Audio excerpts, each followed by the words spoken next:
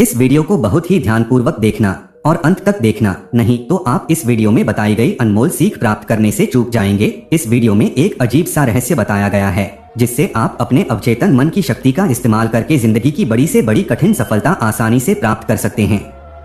कैसे अपने अवचेतन मन की शक्ति का इस्तेमाल करना है, इसकी विधि क्या है, इस विषय पर हम आज एक अद्भुत कहानी सुनाएंगे। तो चलिए कहानी की शुरुआत करते हैं। दोस्तों, हमारा जो चेतन मन होता है उससे करीब 9 गुना अधिक ताकतवर हमारा अवचेतन मन होता है। अगर 1 गुना ताकत हमारे चेतन मन के पास है तो इसका अर्थ यह हुआ कि उससे 9 गुना अधिक ताकत हमारे अवचेतन मन के पास है, क्योंकि अवचेतन मन ही हमारे पूरे शरीर को नियंत्रित करता है। चेतन मन हमारे दिमाग का एक हिस्सा है जो हमारे विचारों और भावनाओं से प्रेरित होता है और हमारा चेतन मन ही तर्क वितर्क करने में हमारी मदद करता है।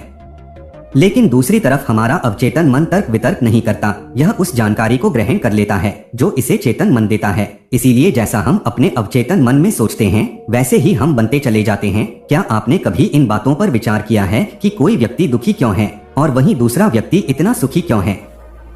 एक व्यक्ति सुख और समृद्धि से भरा हुआ है, वहीं दूसरा व्यक्ति इतना गरीब और दुखी क्यों है? एक व्यक्ति भयभीत और डरा हुआ है जबकि दूसरा व्यक्ति आस्था और विश्वास से भरा हुआ है। एक व्यक्ति बड़े महलों में रहता है, वहीं दूसरा व्यक्ति गरीब और टूटी फूटी झोपड़ी में रहता है। कोई बहुत सफल है तो कोई असफल, कोई व्यक्ति कुछ ही मेहनत करके सफलता प्राप्त कर लेता है और वहीं दूसरा व्यक्ति जीवन भर मेहनत करने के बाद भी असफल ही रह जाता है। तो आखिर इन सब चीजों का कारण क्या है? क्या आपने कभी इस पर विचार किया है? हमारे जीवन में जो भी अच्छा है वह हमारे चेतन मन पर निर्भर करता है। अर्थात यदि आप अपने चेतन मन में यह बात डालेंगे कि मेरे साथ जो कुछ भी हो रहा है वह अच्छा हो रहा है और मैं एक दिन कामयाब जरूर बनूंगा, तो आप अवश्य ही अपने जीवन में कामयाब बन जाएंगे। वहीं यदि आप अपने अवचेतन मन में बुरी बातें डालेंगे अर्थात नकारात्मक बातें सोचेंगे तो आपके जीवन में केवल नकारात्मकता ही भर जाएगी और आपके साथ कुछ भी अच्छा नहीं होगा। आप जहां जाएंगे वहां आपको असफलता ही मिलेगी। आप हमेशा निराश और परेशान ही रहेंगे, लेकिन इसका हल कभी नहीं मिलेगा। इसलिए यदि आप भी अपने मन को अच्छी तरह से समझना चाहते हैं और उसे वह काम करवाना चाहते हैं जो आप चाहते हैं तो इस वीडियो को अंत तक जरूर देखिएगा, क्योंकि इसमें आपको कुछ ऐसी महत्वपूर्ण जानकारियां मिलेंगी जिनकी मदद से आप अपना जीवन अच्छे से जी सकते हैं और जो चाहे वह प्राप्त कर सकते हैं। आज की इस वीडियो में हम यह जानने वाले हैं कि चेतन मन और अवचेतन मन में मुख्य अंतर क्या है और यह किस प्रकार काम करता है। साथ ही हम यह भी सीखेंगे कि अपने अवचेतन मन में अच्छी बातें किस प्रकार डाल सकते हैं जिससे हमारा जीवन परिवर्तित हो सके और हम सफलता की ओर आगे बढ़ सकें। बहुत समय पहले की बात है, एक नगर में एक प्रसिद्ध गुरु रहा करते थे। उनकी ख्याति दूर दूर तक फैली हुई थी। उनके आश्रम में कई शिष्य भी थे। एक दिन संध्या के वक्त गुरु अपने सभी शिष्यों को बुलाकर उन्हें उपदेश दे रहे थे। वह कह रहे थे, शिष्यों, हमारा मस्तिष्क 2 भागों में विभाजित है जो कि चेतन मन और अवचेतन मन है। चेतन मन हमारे मस्तिष्क का पहरेदार है और अवचेतन मन हमारा मालिक है। गुरु की बात सुनकर एक शिष्य खड़ा हुआ और उसने कहा, गुरुदेव, आप क्या कहना चाहते हैं? आप क्या यह कहना चाहते हैं कि हमारे भीतर कोई और भी है जो हमें नियंत्रित कर रहा है और हमारी सभी क्रियाओं पर नजर रखता है? गुरु मुस्कुराते हुए बोले, मैं तुम्हें एक छोटी सी कहानी सुनाता हूँ। इस कहानी को ध्यान से सुनो, तुम्हारे सवाल का जवाब इसमें मिल जाएगा। गुरु ने कहानी सुनानी शुरू की। बहुत समय पहले की बात है। एक नगर में एक बहुत ही धनी सेठ रहा करता था। उसकी एक बड़ी सी हवेली थी। हवेली के द्वार पर हमेशा एक पहरेदार तैनात रहता था। हवेली में जब भी कोई उपद्रव या शोर शराबा होता तो उसकी आवाज चारों ओर गूंजने लगती और उस आवाज को सुनकर आसपास के पड़ोसी भी महल के पास आते। वे उस पहरेदार को समझाते हुए कहते, देखो, तुम्हारी हवेली से बहुत सारी आवाजें आती हैं, लड़ाई झगड़े होते रहते हैं जिससे हमारे घर की शांति भंग हो जाती है। कृपया करके लड़ाई झगड़े को बंद करो। आखिर इस शोर शराबे में क्या रखा है? इस तरह से लड़ाई झगड़े करके तुम अपना जीवन कैसे शांति से बिता सकते हो? इस पर वह पहरेदार जवाब देता, भाइयों, मैं जानता हूँ कि लड़ाई झगड़े करना बुरी बात है, शोर शराबा करना भी बुरा है, लेकिन मैं क्या करूँ? मैं भी इससे बहुत परेशान हूँ। जो भी लड़ाइयाँ होती हैं वह हवेली के अंदर होती हैं, इससे मेरी भी शांति भंग होती है। लेकिन आप मुझे क्यों समझा रहे हैं? इसका कारण मैं तो नहीं हूँ, इसका कारण तो मेरा मालिक है। आप उसे जाकर समझाइए। यह बात सुनकर पड़ोसी भी यह बात समझ जाता है कि बात तो सही है। आखिर इसमें इस पहरेदार की क्या गलती है? यह तो केवल अपना काम कर रहा है। गलती तो मालिक की है। वह उपद्रव करता है, वह शोर मचाता है, वह लड़ाई झगड़े करता है और जब भी उसे यह सब करने का मन होता है तो वह हवेली के बाहर आता है और उपद्रव करके वह वापस हवेली में जाकर बैठ जाता है। और जिन लोगों को भी उस हवेली के मालिक से तकलीफ होती है, जिनकी भी शांति भंग होती है, वे सभी आकर उस पहरेदार को ही समझाने का प्रयास करते। वह उसे खूब समझाते, लेकिन क्या इससे यह समस्या सुलझेगी? इस प्रश्न के साथ गुरुवर अपने शिष्य से कहते हैं, तुम ही बताओ इसका क्या समाधान है। इस पर वह शिष्य गुरु के इस प्रश्न का जवाब देते हुए कहता है, गुरुवर, जिन्हें भी उन हवेली के मालिक से तकलीफ है जो शोर मचाता है, लड़ाई झगड़े करता है और लोगों की शांति भंग करता है, उन सभी को मालिक से बात करनी चाहिए, तभी तो इसका समाधान निकलेगा। भला पहरेदार की इसमें क्या गलती है? वह तो केवल अपना काम कर रहा है और वह उससे ज्यादा कर भी क्या सकता है, उसके हाथों में तो और कुछ भी नहीं है। इस पर वह गुरुवर मुस्कुराते हुए अपने उस शिष्य से कहते हैं, भंते, ठीक इसी तरह से हमारा मन भी होता है। हमारा चेतन मन मनुष्य का पहरेदार होता है और पहरेदार को यह अच्छी तरह से पता है कि क्रोध करना बुरी बात है, बुरे शब्दों का इस्तेमाल करना बुरी बात है, अश्लील ख्यालों में खोए रहना बुरी बात है। अर्थात हमारे चेतन मन को यह बात बहुत अच्छी तरह से पता है कि गुस्सा करना, आलस करना, काम वासना जैसे विचार गलत हैं। यह सभी विकार हमारे भीतर नकारात्मक विचार उत्पन्न करते हैं, जिससे हमारा विनाश होता है। लेकिन वह कर भी क्या सकता है? वह चीज उसके हाथों में है ही नहीं, क्योंकि वह चीज वह कर ही नहीं रहा। यह तो वह अंदर बैठा मालिक कर रहा है, अर्थात हमारा अवचेतन मन, जो हमसे कोई भी कार्य बहुत आसानी से करवा लेता है। और यह सभी बातें हम में से हर कोई अच्छी तरह से जानता है और हमें ऐसा लगता भी है कि हम समझ चुके हैं, जैसे कि वह पहरेदार समझता है। लेकिन वास्तविकता में इससे हमारे जीवन पर कोई बुनियादी फर्क नहीं पड़ता। आगे वह गुरु उस शिष्य से कहते हैं, भंते, तुमने भी कई बार अपने आप को यह समझाने की कोशिश की होगी कि मुझे सुबह सही समय पर उठना है, आश्रम की साफ सफाई करनी है, भिक्षा मांगने जाना है और रात को लौटने के बाद ध्यान भी करना है, लेकिन क्या इससे कोई फर्क पड़ा?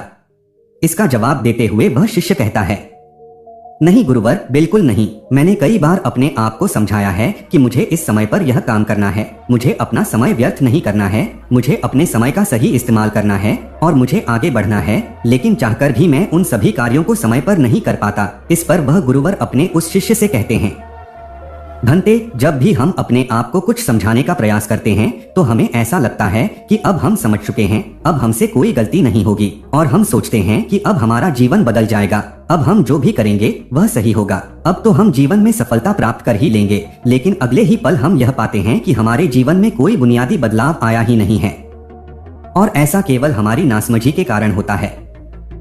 हम अपनी नासमझी के कारण अवचेतन मन की जगह चेतन मन को समझाने का प्रयास करते हैं, अर्थात मालिक को छोड़कर हम पहरेदार से बात करते रहते हैं और उसे समझाने की कोशिश करते हैं। लेकिन तुम यह भूल जाते हो कि आखिर वह पहरेदार कर भी क्या सकता है? वह तो केवल आदेश मानने वाला है, सब कुछ उसके हाथों में है ही नहीं। हमें तो अपने अवचेतन मन को समझाने की आवश्यकता है, तभी हमारे जीवन में वास्तविक परिवर्तन आ सकता है। हमारी बुद्धि अर्थात वह पहरेदार जो यह समझ जाता है कि क्या सही है और क्या गलत, उसे कब क्या करना है और क्या नहीं करना है। लेकिन यह सारी बातें केवल हमारे पहरेदार अर्थात हमारे चेतन मन तक ही सीमित रह जाती हैं। यह सारी बातें हवेली के उस मालिक अर्थात हमारे अवचेतन मन तक तो पहुंच ही नहीं पाती और यही कारण है कि हमारे जीवन में कभी कोई बुनियादी बदलाव हो ही नहीं पाता। ठीक उसी प्रकार जैसे कि यदि आपसे कोई कहता है कि पौधे में पानी डालोगे तो वह पौधा एक दिन बड़ा होगा और फिर उसमें फूल आएंगे, फल लगेंगे और आप उस बात को मान लेते हैं और उस पौधे में पानी भी डालते हैं। लेकिन आप पौधे की पत्तियों पर पानी डालते हैं और सोचते हैं कि इसमें फूल और फल आएंगे। लेकिन जरा एक बार के लिए यह सोचिए, अगर पत्तियों में पानी डालोगे तो उसमें फूल और फल कैसे आएंगे? हमें तो उस पौधे की जड़ में पानी डालने की आवश्यकता है। लेकिन हम में से अधिकांश लोग केवल पत्तियों पर ही पानी छिड़ककर अपने आप को बहुत भाग्यशाली समझने लगते हैं। लेकिन वे यह भूल जाते हैं कि जो पानी वह पत्तियों पर छिड़क रहे हैं वह पानी पेड़ की गहराइयों में तो जा ही नहीं पा रहा, तो ऐसे में उस पौधे पर फल और फूल कैसे लगेंगे? ठीक इसी प्रकार हम भी अपने मन के साथ ऐसा ही करते हैं और यही कारण है कि हम अपने जीवन में जो भी चाहते हैं वह हमें नहीं मिल पाता। हम अपने जीवन में फल और फूल चाहते हैं लेकिन वह हमें नहीं मिल पाता। इस पर शिष्य उन गुरुवर से कहता है, गुरुवर, तो फिर हमें क्या करना चाहिए? क्या ऐसा कोई उपाय है जिससे हम अपने चेतन मन की सारी बातें अपने अवचेतन मन तक पहुंचा सकें? ऐसी कोई प्रक्रिया है जिसमें हम अपने संदेश को अपने अवचेतन मन तक पहुंचा सकें? इस पर वह गुरुवर शिष्य से कहते हैं, भंते, यदि तुमने अपने संदेश को अवचेतन मन तक पहुंचा दिया तब तुम जो चाहोगे वह इच्छा प्राप्त कर सकते हो। तुम जैसा चाहोगे उस लक्ष्य को प्राप्त कर सकते हो, क्योंकि हमारा अवचेतन मन हमारे चेतन मन से 9 गुना अधिक शक्तिशाली होता है। तुमने कभी ना कभी यह देखा ही होगा कि एक मनोवैज्ञानिक जब किसी के मन के गुप्त राज को जानने की कोशिश करता है तब वह मनोवैज्ञानिक जब उसके मन की बात को बाहर निकलवाना चाहता है, उसके अतीत में जो भी घटना घटी है उसमें साफ साफ रूप से प्रवेश करना चाहता है, तो इसके लिए वह हिप्नोटिज्म का उपयोग करता है। और तुम में से अधिकांश लोगों ने इस प्रक्रिया को देखा ही होगा। इस प्रक्रिया का प्रयोग करके मन की सारी सूचनाएं अपने आप ही बाहर निकलती हैं। इस प्रकार किसी के भी मन को काबू में करके हम उससे जो चाहे वह कार्य करवा सकते हैं। हाँ, अब तुम्हारे मन में यह भी प्रश्न उठ रहा होगा कि शायद वे सभी हमारे अवचेतन मन की चाल को समझते हैं, वह इसे अच्छी तरह से जानते हैं कि उसे किस तरह से अपने काबू में किया जाता है। तो इसका जवाब बड़ा ही सीधा और सरल है, और इसका जवाब है हाँ, क्योंकि उन्होंने इसके ऊपर कई बार प्रयोग किया होता है और वह इसमें इतने निपुण हो जाते हैं कि वह किसी भी दूसरे मन पर अपना काबू कर सकते हैं। और अगर तुम भी अपने अवचेतन मन की बात को समझते हो, अपने मन की चाल को समझते हो, तो तुम भी अपने ही नहीं बल्कि किसी दूसरे के मन को भी वश में कर सकते हो। आगे गुरुवर अपने उस शिष्य से कहते हैं, भंते, अपने अवचेतन मन तक संदेश पहुंचाने के लिए तुम्हें अपने चेतन मन को शांत करना होगा, उसे सुलाना होगा। और ऐसा इसलिए क्योंकि हमारा चेतन मन तर्क वितर्क करने में माहिर है, वह एक पहरेदार है, वह हमारी रक्षा के लिए हमेशा तैनात रहता है। इसलिए जब भी तुम अपना कोई संदेश उस अवचेतन मन तक पहुंचाने की कोशिश करोगे तो वह तुमसे तर्क वितर्क जरूर करेगा और हमें अपनी बात अपने अवचेतन मन तक पहुंचाने की इजाजत तक नहीं देगा। जब तक कि हम अपनी बात अपने चेतन मन को अच्छी तरह से समझा नहीं देते या उसे शांत नहीं कर देते, तब तक वह हमें उस हवेली में घुसने नहीं देगा, क्योंकि हमारी सामान्य बुद्धि अर्थात हमारा चेतन मन तर्क वितर्क करने में माहिर होता है। और यही कारण है कि हम में से अधिकांश लोग अपने अवचेतन मन तक एक साफ और स्पष्ट संदेश पहुंचा ही नहीं पाते, और इसी कारण हम अपने अवचेतन मन को भी अच्छी तरह से समझ नहीं पाते और हमारा अवचेतन मन तर्क वितर्क नहीं करता। उसे तो केवल साफ और स्पष्ट संदेश चाहिए जिस पर वह कार्य कर सके, और उस तक हम साफ और स्पष्ट संदेश तभी पहुंचा सकते हैं जब हमारा मन पूरी तरह से शांत रहेगा, जब हमारे मन में और कोई विचार नहीं होंगे। और यही कारण है कि जब एक मनोवैज्ञानिक किसी के मन पर प्रयोग करता है, उसके मन को काबू करने की कोशिश करता है, उससे मनचाही बात निकलवाने की कोशिश करता है, तो सबसे पहले वह उसके चेतन मन को ही सुलाता है। तुमने कहीं ना कहीं यह तो देखा ही होगा कि उनके सामने एक पेंडुलम जैसी चीज उनकी आंखों के सामने रख दी जाती है और उसे घुमाया जाता है, जिसे लगातार देखने के बाद वह व्यक्ति पूरी तरह से निद्रा में चला जाता है और इस कारण उसका चेतन मन पूरी तरह से शांत हो जाता है। और जब उसका पहरेदार पूरी तरह से सो जाता है और उसके पास तर्क वितर्क करने के लिए कोई नहीं बचता, तब वह वैज्ञानिक आसानी से उस हवेली में जाता है और उस मालिक से जी भर के बातें करता है। जो बातें वह चाहता है वह बातें उससे निकलवा लेता है। तिब्बत के एक महान दार्शनिक ने कहा था कि अगर बात समझ में आ जाए तो आपका जीवन परिवर्तित हो जाता है, लेकिन उन्होंने वह बात उस समय के लोगों के लिए कही थी, क्योंकि उस समय तिब्बत और बाकी दुनिया के लोग बहुत सरल हुआ करते थे, उनका मन बहुत साफ हुआ करता था और उन्हें जो भी बातें बताई जाती थीं, वह उन बातों को बड़ी शांति पूर्वक सुनते और समझते थे। उस समय कोई भी तर्क वितर्क नहीं करता था, और जब कोई व्यक्ति तर्क वितर्क करने में माहिर होता था तो वे उसे तर्क वितर्क करने देते और शांति से उसकी बातें सुनते जब तक कि वह व्यक्ति तर्क वितर्क करके थक न जाए। फिर वह गुरु के पास वापस आता है और उनसे कहता है, हे गुरुवर, मैं अब तर्क वितर्क करके थक चुका हूँ, लेकिन इससे मुझे कुछ भी हासिल नहीं हुआ। कृपया अपना कोई मार्ग बताइए, आप मुझे अपने तरीके से समझाइए, अब मैं उसमें कोई अवरोध उत्पन्न नहीं करूँगा। ठीक इसी प्रकार से हमारी बुद्धि भी काम करती है। जब हमारा मस्तिष्क तर्क वितर्क करके थक जाता है, तब उसे इस बात का एहसास होता है कि तर्क वितर्क से उसे कुछ भी हासिल नहीं होने वाला और उस समय तक उसे कुछ भी समझ में नहीं आएगा। दोस्तों, महात्मा बुद्ध अपनी बातों को 3 बार दोहराया करते थे, और यदि कोई बात आपसे 3 बार कही जाए तो क्या आप उस बात को सुन पाएंगे? मान लीजिए आप किसी चिकित्सक के पास जाते हैं और वह चिकित्सक आपसे एक बार कहता है कि आप ठीक हैं, आपको कुछ नहीं हुआ, तो यह बात आप सुन लेते हैं और आपको यह बात समझ में आ जाती है कि मैं ठीक हूँ और मुझे कुछ भी नहीं हुआ। लेकिन अगर वही चिकित्सक आपसे बार बार वही बात कहे, बार बार वही बात दोहराए, तो क्या आपको क्रोध नहीं आएगा? आप यही कहेंगे कि हाँ, मुझे वह बात समझ में आ चुकी है, आप बार बार एक ही बात क्यों दोहरा रहे हैं? मैं समझ चुका हूँ कि मैं बीमार नहीं हूँ और मुझे कुछ नहीं हुआ है, तो इसे बार बार दोहराने से क्या फायदा? लेकिन वास्तविकता यह है कि जब हम किसी बात को बार बार दोहराते हैं तो हमारा चेतन मन ऊब जाता है और बार बार उस बात को सुनने से हमारा चेतन मन उस बात पर ध्यान नहीं देता, और यही वह वक्त होता है जब हमारी बात हमारे अवचेतन मन तक पहुंचती है। और जब आपकी बात आपके अवचेतन मन तक पहुंच जाए तो यकीन मानिए कि तब कुछ भी संभव है। फिर चाहे आप अपने जीवन में कोई बड़ा लक्ष्य प्राप्त करना चाहते हो या फिर अपना स्वास्थ्य सुधारना चाहते हो, सब कुछ संभव हो जाएगा। दोस्तों, आपने कभी न कभी यह किस्सा तो सुना ही होगा। एक हवाई जहाज क्रैश हो गया था और उस जहाज के पायलट की हवाई जहाज से गिरने की वजह से शरीर की सारी हड्डियां टूट चुकी थीं, और जब उसे अस्पताल में भर्ती किया गया तो उसे हिलाया डुलाया भी नहीं जा सकता था। डॉक्टरों ने भी यह कह दिया था कि वह ठीक नहीं हो सकता और उसकी हड्डियों को फिर से जोड़ पाना लगभग नामुमकिन है।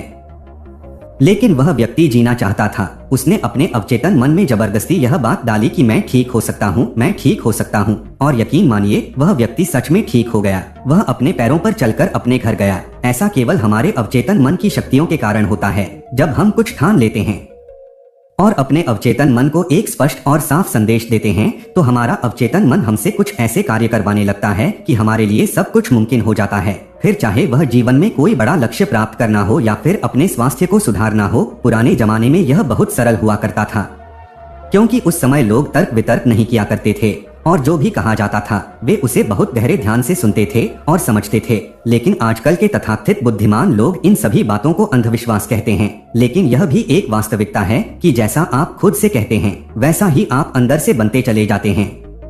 आप अंदर से उतने ही अशांत होने लगते हैं और जो व्यक्ति अपने मन की बकबक को शांत कर पाता है वही शांति को प्राप्त करता है। हमारी जो बुद्धिमानी है वह भी हमारे अवचेतन मन का एक रूप होती है। हमारा चेतन मन हमें कोई भी नई चीज सीखने में हमारी मदद करता है। जैसे यदि आप कोई नई भाषा सीखना चाहते हैं या फिर कोई नई तकनीक सीखना चाहते हैं तो इसमें हमारा चेतन मन हमारी बहुत मदद करता है। लेकिन जब बात आती है भावनाओं की, अर्थात क्रोध, कामना, आलस इत्यादि की, जो कि हमारे अवचेतन मन का हिस्सा होते हैं, इन्हें हमें सीखना नहीं पड़ता, वह तो हमारे अंदर पहले से ही मौजूद होते हैं। क्या आपने कभी एक पल के लिए यह सोचा है कि क्या आपने कभी क्रोध सीखा है? क्या आपने कभी काम वासना सीखी है? क्या आपने कभी आलस सीखा है? यदि आपको बचपन से ही किसी ऐसी जगह पर रखा जाए जहाँ पर कोई भी व्यक्ति ना हो, तब भी आपके भीतर ये सारे गुण आ ही जाएंगे, क्योंकि इसमें तो सिर्फ और सिर्फ हमारे अवचेतन मन का ही काम होता है। यानी कि वह चीजें जो प्रकृति ने हमें पहले से ही दी हैं और वह हमारे अवचेतन मन के माध्यम से ही आती हैं, क्योंकि हमारा अवचेतन मन कभी विरोध नहीं करता।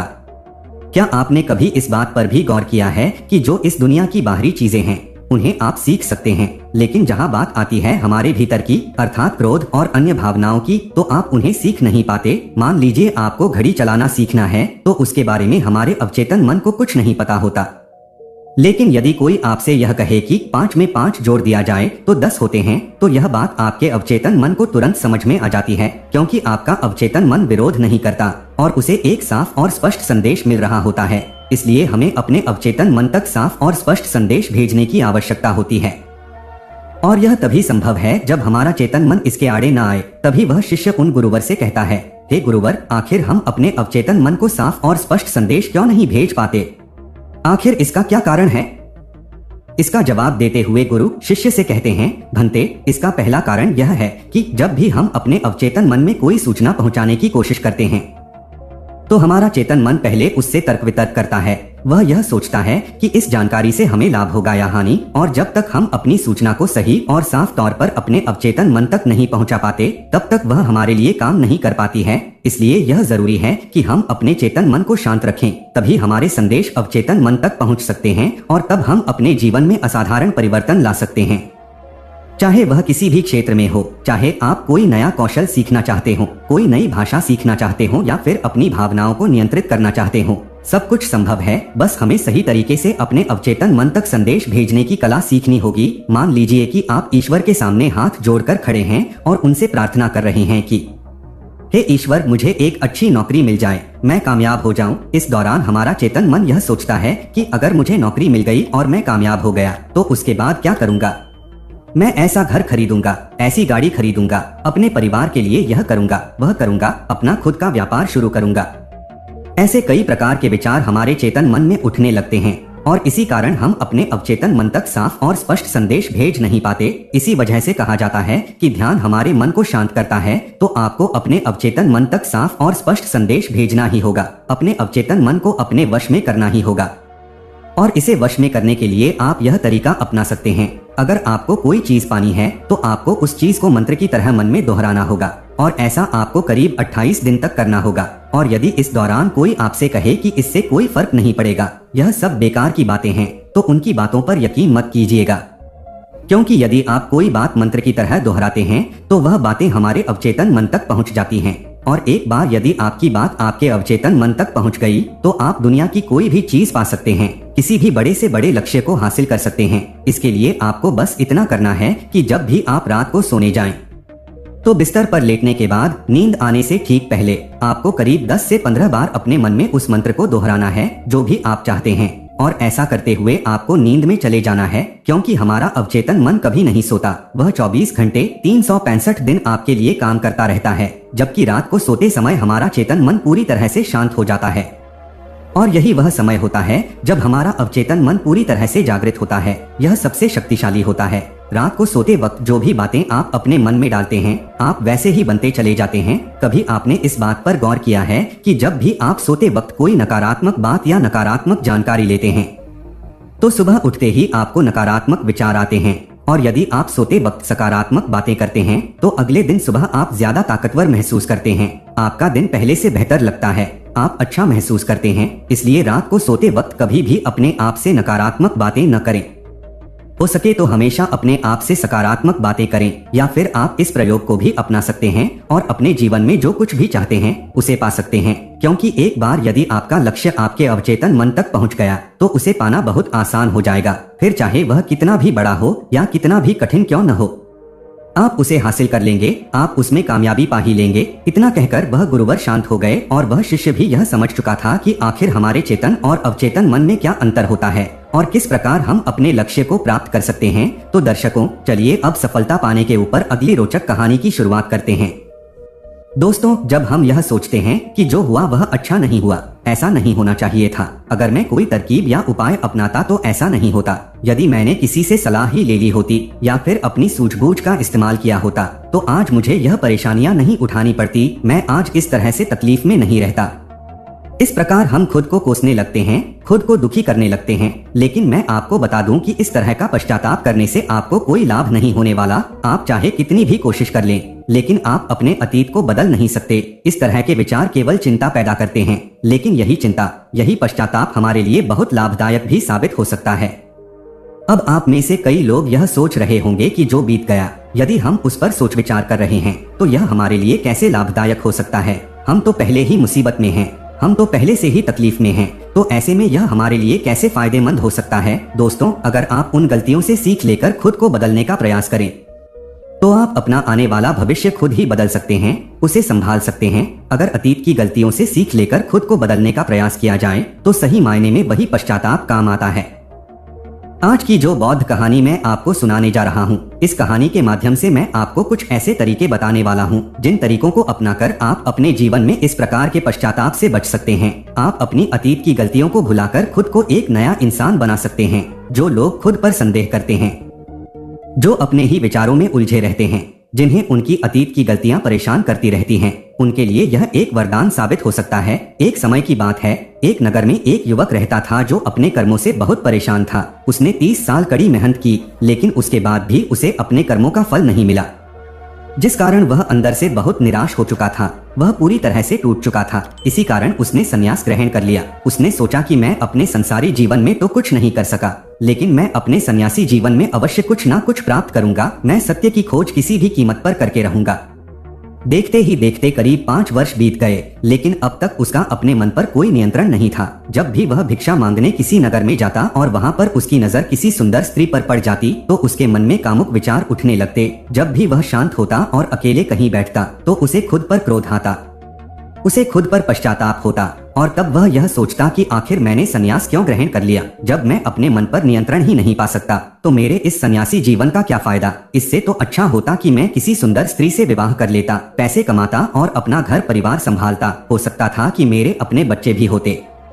लेकिन मैं भी कितना बेवकूफ हूँ। मैंने अपने सारे सुख त्याग दिए और ना जाने क्यों मैं इन जंगलों में आ गया, ना जाने क्यों मैंने संन्यास ग्रहण कर लिया। इसी प्रकार के कई विचार उसके मन में उठने लगे थे और इन्हीं विचारों के कारण उसके मन में नकारात्मकता पैदा होने लगी थी, जिस कारण वह छोटी छोटी बातों पर क्रोधित हो जाता। वह अपने आप को कोसने लगता। जब भी वह किसी सफल सन्यासी को देखता तो उसके मन में जलन पैदा होने लगती और वह उन्हें नीचा दिखाने के लिए हर मुमकिन प्रयास भी करता।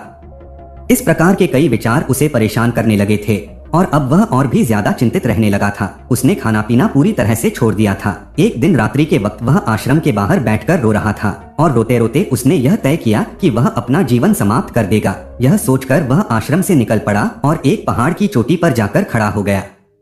रोते रोते वह यह सोच रहा था कि मैं चाहकर भी अब अपनी पुरानी जिंदगी में वापस नहीं लौट सकता, क्योंकि मैंने सबके सामने संन्यास ग्रहण किया है और एक बार संन्यास ग्रहण करने के बाद इंसान का घर परिवार सब कुछ छूट जाता है। ऐसा सोचता हुआ वह उस पहाड़ से नीचे की ओर देख रहा था। उसकी आंखों से आंसू बह रहे थे, लेकिन अब भी उसके मन में तरह तरह के विचार उत्पन्न हो रहे थे। वह अब भी यही सोच रहा था कि यदि मैंने अपने जीवन में सही निर्णय लिए होते तो आज मुझे यह दिन ना देखना पड़ता। रोते हुए अपने कदम आगे बढ़ाने ही वाला था कि तभी उसे एक आवाज सुनाई दी। कोई उसे चिल्लाकर यह कह रहा था, भंते रुक जाओ, जहाँ छोड़कर जा रहे हो वापस वहीं से शुरुआत करनी पड़ेगी, इसलिए एक बार फिर सोच लो। यह आवाज सुनकर वह सन्यासी रुक गया। उसने पीछे मुड़कर यहाँ वहाँ देखा, लेकिन उसे वहाँ पर कोई दिखाई नहीं दिया। तभी उसने जोर से चिल्लाकर कहा, कौन हो तुम? तभी उसकी नजर एक बूढ़े बौद्ध भिक्षु पर पड़ी और उन्हें देखकर वह सन्यासी और भी क्रोधित हो उठा और कहने लगा, कौन हो तुम और मुझे क्यों रोकना चाहते हो? तभी वह बूढ़ा बौद्ध भिक्षु उस सन्यासी से कहता है, भंते मैं तो बस इतना ही कह रहा हूँ, तुम जहाँ छोड़कर जा रहे हो तुम्हें वापस वहीं से शुरुआत करनी पड़ेगी, इसलिए निर्णय लेने से पहले एक बार फिर से सोच लो, कहीं तुम फिर से गलत निर्णय तो नहीं ले रहे। तभी वह सन्यासी क्रोधित होकर उन बौद्ध भिक्षु से कहता है, आपको क्या लगता है कि मैं बार बार यही गलतियाँ दोहराऊंगा? मैं मानता हूँ कि मैंने अनजाने में गलतियाँ की हैं, और इसका मतलब यह नहीं कि बार बार मैं यही गलतियां दोहराता रहूंगा। मैंने अपनी गलतियों से बहुत बड़ी सीखी है, लेकिन अब मैं उन गलतियों को ठीक नहीं कर सकता। अब मैं उन्हें बदल नहीं सकता, इसलिए मैंने बहुत सोच समझकर यह फैसला लिया है। उस सन्यासी की यह बात सुनकर वह बूढ़ा बौद्ध भिक्षु जोर जोर से हंसने लगा और उस सन्यासी से कहता है, भंते अतीत की गलतियां कोई नहीं सुधार सकता, क्योंकि बीता हुआ समय कभी लौटकर नहीं आने वाला। हाँ, वे लोग मूर्ख होते हैं जो यह कहते हैं कि वे अतीत को बदल सकते हैं। उनसे बड़ा अज्ञानी इस दुनिया में दूसरा कोई नहीं हो सकता, क्योंकि जब तुम समय को वापस नहीं मोड़ सकते तो तुम अपनी अतीत की गलतियों को भला कैसे बदल सकते हो? लेकिन जो लोग समझदार हैं, जो लोग ज्ञानी हैं, वे यह बात बहुत अच्छी तरह से जानते हैं कि जीवन में गलतियां करना कितना जरूरी होता है। गलतियों के कारण ही तो हम सीख पाते हैं, अपनी गलतियों से समझ पाते हैं और अपने भविष्य को बेहतर बना पाते हैं। आगे वह बूढ़ा बौद्ध भिक्षु उस सन्यासी से कहता है, भंते जब तक तुम्हें खुद की कमियों का ही पता नहीं होगा तब तक तुम अपने आप को बेहतर कैसे बना सकते हो? और हमारी कमियां तो सिर्फ हमारी गलतियों से ही पता चलती हैं। आगे वह बूढ़ा बौद्ध भिक्षु उस सन्यासी से कहता है, भंते हर माता पिता अपने बच्चों को बड़े ही लाड़ प्यार से पालते हैं।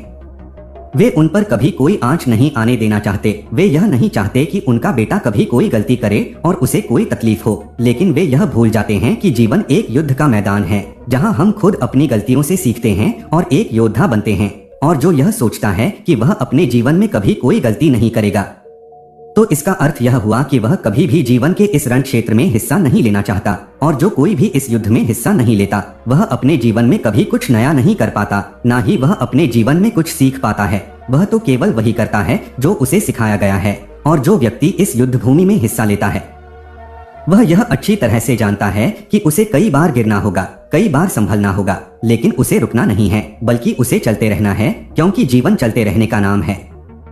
इस पर वह सन्यासी और भी क्रोधित हो उठता है और बौद्ध भिक्षु से कहता है, आखिर तुम कहना क्या चाहते हो? तुम इस तरह से मेरा समय व्यर्थ कर रहे हो। जो भी कहना है जल्दी कहो, अन्यथा अच्छा नहीं होगा। तभी वह बूढ़ा बौद्ध भिक्षु एक बार फिर मुस्कुराने लगा और उस सन्यासी से कहता है, भंते आज मैं तुम्हें जीवन के ऐसे 5 तरीके बताने वाला हूँ जिनका पालन करके तुम अपने अतीत की गलतियों को अपनी ताकत में बदल सकते हो। आगे वह बौद्ध भिक्षु उस सन्यासी से पूछता है, भंते क्या तुम जानना चाहोगे कि वह 5 तरीके कौन से हैं? यदि तुम जानना चाहते हो तो इसके लिए तुम्हें भी मुझे एक वचन देना होगा। तभी वह सन्यासी कहता है, कैसा वचन? तभी वह बूढ़ा बौद्ध भिक्षु बड़े ही प्रेम से उस सन्यासी से कहता है, बस इतना ही कि तुम अपने मन से आत्महत्या का ख्याल निकाल दोगे, सिर्फ तभी मैं तुम्हें यह 5 बातें बताऊंगा, अन्यथा तुम अपने फैसले पर अटल रह सकते हो। लेकिन याद रखना कि जो गलतियां तुमने पहले दोहराई हैं, हो सकता है कि इस बार भी तुम वही गलती कर रहे हो। इतना कहकर वह बूढ़ा बौद्ध भिक्षु शांत हो गया और वह सन्यासी कुछ देर के लिए सोच विचार में पड़ गया। वह यह नहीं समझ रहा था कि वह क्या करे। यदि वह आत्महत्या करता है तो उसे वह 5 बातें नहीं पता चल पाएंगी, और यदि वह 5 बातें जानने के लिए रुकता है तो उसे आत्महत्या का ख्याल मन से निकालना पड़ेगा।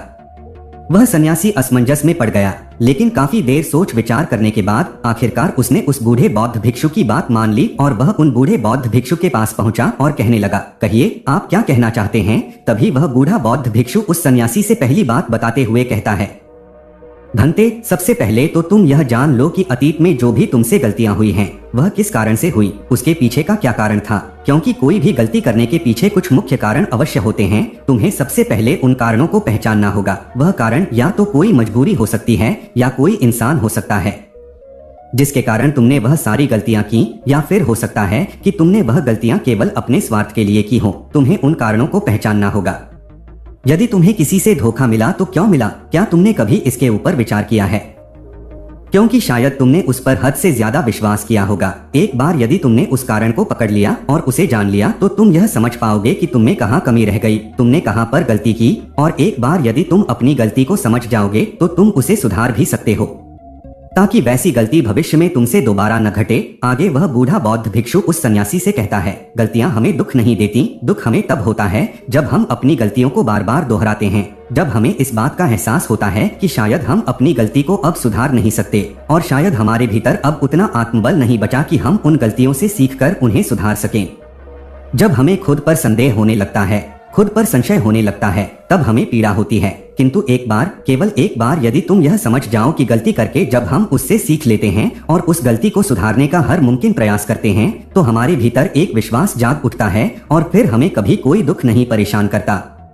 इसलिए हमें किसी भी गलती के पीछे का कारण जानना बहुत आवश्यक होता है, और इसके लिए तुम चाहो तो खाली बैठकर चिंतन कर सकते हो। यह इतना मुश्किल भी नहीं है। एक बार अगर उस गलती के पीछे की वजह तुम्हें समझ में आ जाए, तब दूसरा तरीका काम आता है। जब हम गलती के पीछे की वजह को जान जाते हैं, उसे समझ जाते हैं, तो उसके बाद हमें खुद से एक सवाल करना चाहिए, और वह सवाल यह है कि गलती करने से पहले हम कैसे इंसान थे, और यह गलती करने के बाद हमारे अंदर क्या परिवर्तन हुआ है।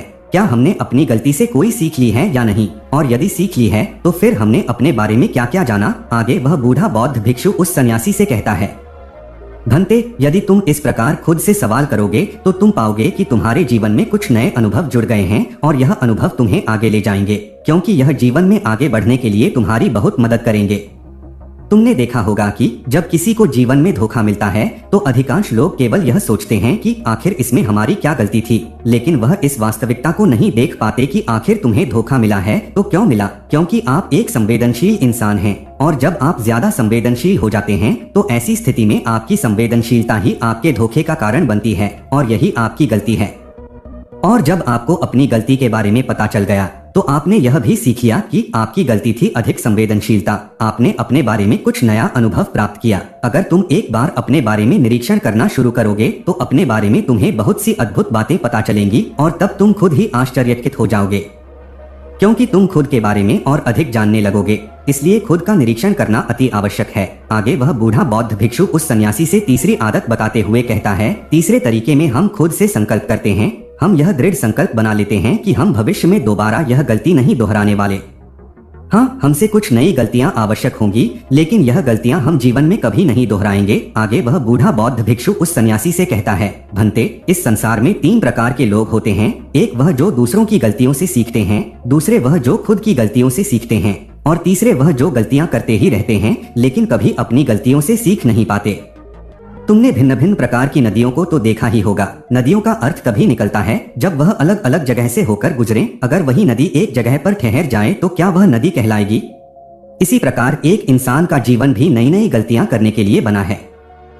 इसलिए एक बार जो तुमने गलती कर दी, उसके लिए दृढ़ संकल्पित हो जाओ कि तुम जीवन में वह गलतियां कभी नहीं दोहराओगे। हाँ, हो सकता है कि तुमसे कोई नई गलतियां हो, लेकिन यदि तुम बार बार वही गलतियां दोहराते हो तो तुम मूर्ख हो। ऐसी अवस्था में तुम में और किसी जानवर में कोई फर्क नहीं रह जाएगा। आगे वह बूढ़ा बौद्ध भिक्षु उस सन्यासी को चौथा तरीका बताते हुए कहता है, भंते, कई बार हमें पहले से ही अपनी गलतियों के होने का एहसास हो जाता है। गलतियां होने से पहले ही हमें उसका आभास हो जाता है कि हमसे गलतियां होने वाली हैं। इसलिए अगर गलती होने से पहले आपको एहसास हो रहा है तो आप बहुत खुशकिस्मत हैं और आप उस गलती को होने से रोक सकते हैं।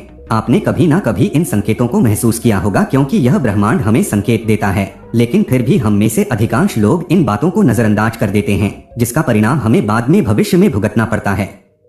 लेकिन जैसे जैसे आप अपने इन अतीत की गलतियों से सीखने लगते हैं तो आपका अनुभव बढ़ने लगता है, जीवन के बारे में समझ पैदा होने लगती है, और जब हमारी समझ बढ़ने लगती है तो गलतियों को होने से रोका भी जा सकता है। इसलिए बुद्धिमानी का इस्तेमाल करें, चिंतन करें कि आप जो भी काम करने जा रहे हैं आखिर उसका परिणाम क्या हो सकता है।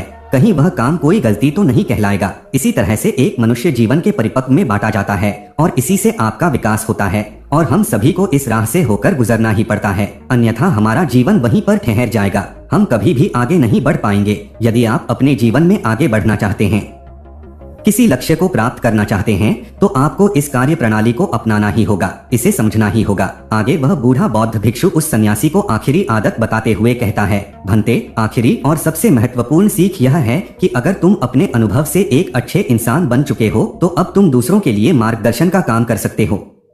तुम दूसरों की राह में दीपक बनकर उन्हें रोशनी दिखा सकते हो, उन्हें उनकी राह पर आगे बढ़ा सकते हो, क्योंकि हम वैसे ही बन जाते हैं जैसा कि हम सोचते हैं। और जब आप खुद को बेहतर बनाने का प्रयास करेंगे तो आप देखते ही देखते बेहतर बनते चले जाएंगे और यह प्रकृति भी आपका साथ देगी, आपकी सहायता करेगी। ब्रह्मांड आपको खुद ब खुद दिखाएगा और तब आप मानव जाति का कल्याण करने के कार्य में लग जाते हैं। तब वह शास्त्रों में सबसे सर्वश्रेष्ठ कार्य माना जाता है। इससे श्रेष्ठ कार्य तो और कोई हो ही नहीं सकता जो व्यक्ति समस्त जीव जंतुओं और मानव जाति के कल्याण के बारे में सोचता है। ऐसे लोग परमात्मा हो जाते हैं। ऐसे व्यक्तियों के मन में प्रेम, करुणा, दया जैसे अनेक भाव उत्पन्न होने लगते हैं और परमात्मा करुणा और प्रेम का ही दूसरा नाम है। इतना कहकर वह बूढ़ा बौद्ध भिक्षु शांत हो गया और उस सन्यासी को भी अपनी गलती का एहसास हो गया। अब उसकी आंखों में खुशी के आंसू थे। वह उन बौद्ध भिक्षु के चरणों में जा गिरा और कहने लगा, हे गुरुवर, ऐसा निर्मल और जीवन का सार्थक ज्ञान पाकर मैं धन्य हो गया। आपने जो कुछ भी मुझसे कहा है उसे मैं अपने जीवन में जरूर अपनाऊंगा और मैं भी अपने जीवन को सार्थक बनाकर दिखाऊंगा। इतना कहकर उसने उन बौद्ध भिक्षु को प्रणाम किया और वापस अपने आश्रम लौट गया। दोस्तों, मैं उम्मीद करता हूँ कि यह कहानी सुनने से आपके जीवन में अच्छे बदलाव आए होंगे। आपको इस वीडियो से क्या सीखने मिला यह कमेंट करके जरूर बताएं और अपने परिवार, दोस्तों या आपके करीबी इंसान के साथ यह कहानी शेयर करके उन्हें भी इस ज्ञान से परिचित करवाएं। दोस्तों, अगर हमारा वीडियो अच्छा लगा हो तो कमेंट करके जरूर बताएं और नए हो तो हमारे चैनल को अभी सब्सक्राइब करके बेल आइकन दबा दें ताकि आगे भी आपको हमारा वीडियो मिलता रहे। आपका हर दिन शुभ हो और खुशियों से आपका जीवन भरा रहे।